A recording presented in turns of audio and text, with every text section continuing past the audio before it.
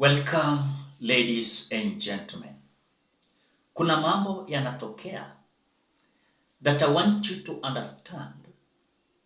The relationship in between William Ruto and the United States of America as just date 3rd of this month. Raila Odinga said that we hosted the US ambassador to Kenya, Meg Whitman, US Ambassador Kenya, this morning. We discussed a range of issues, including the flood emergency and assistance efforts in the country, US investments in Kenya, and my candidature for AUC chairmanship. The meeting, according to the statement of Raila Odinga, was like it was so elaborate, and the reason why he met the US Ambassador Meg Whitman. But there are another kind of allegation that is coming on board as Honorable Steve Mbogo is coming out to say this. Two things. The West and America do not entertain are corruption and an unpopular government. Baba Raila's recent meeting with the American ambassador plus his recent sentiments suggests something is changing somewhere. For those politicians rubbishing Raila and calling him names, you will be in for a rude shock. I am sure they met Raila to look for option B. President Ruto must shape up, or soon the tables will be turned against him by the same West that are praising him. That is the statement of Honorable Steve Mbogo.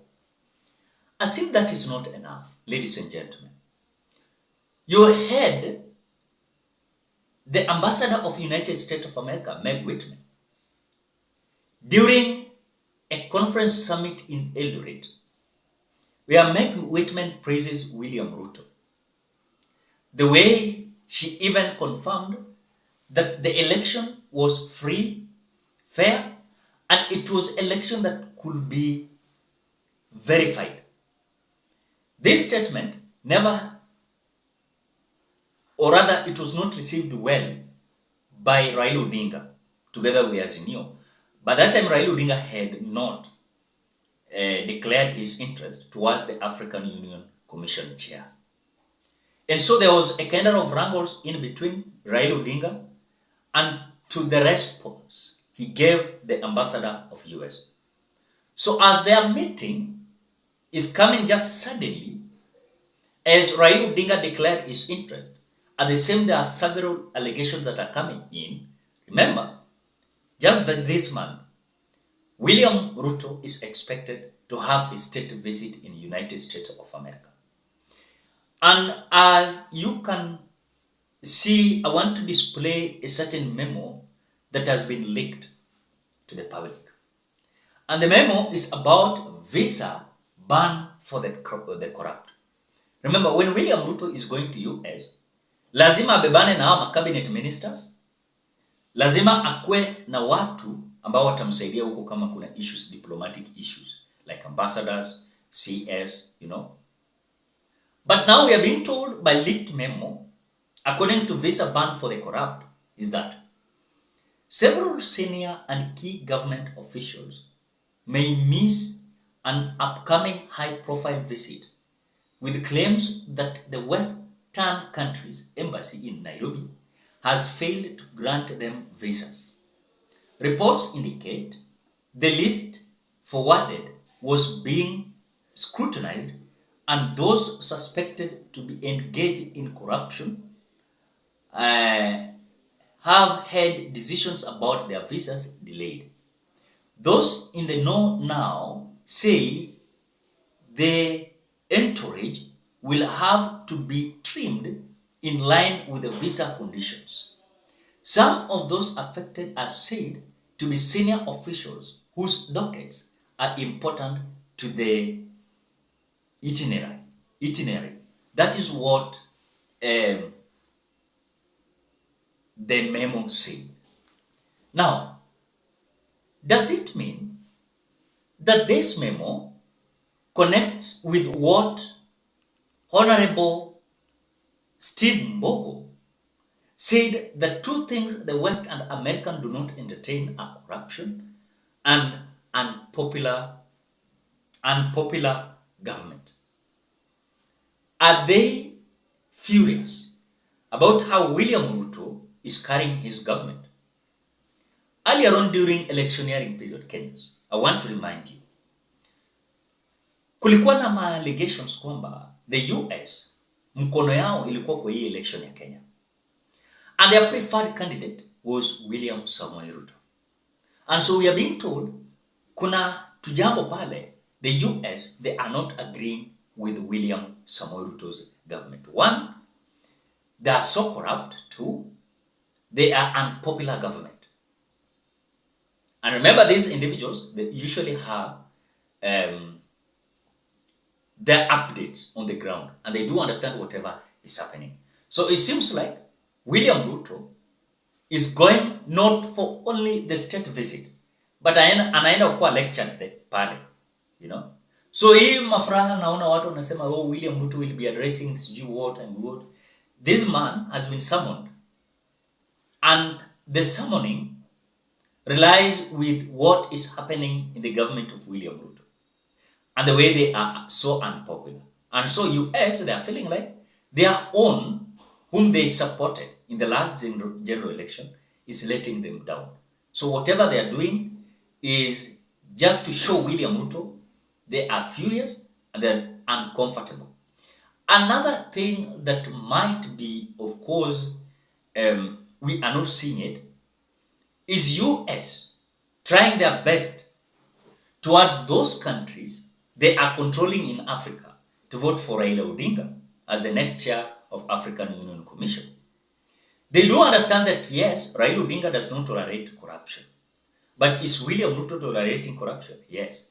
Because you find some of his close colleagues, they are involved in corruption. Nothing happens.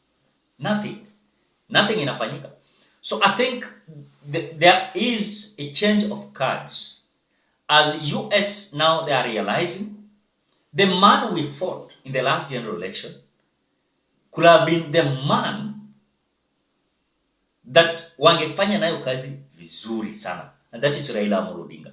Because they thought like Raila Odinga was going to be sweetheart to Russia.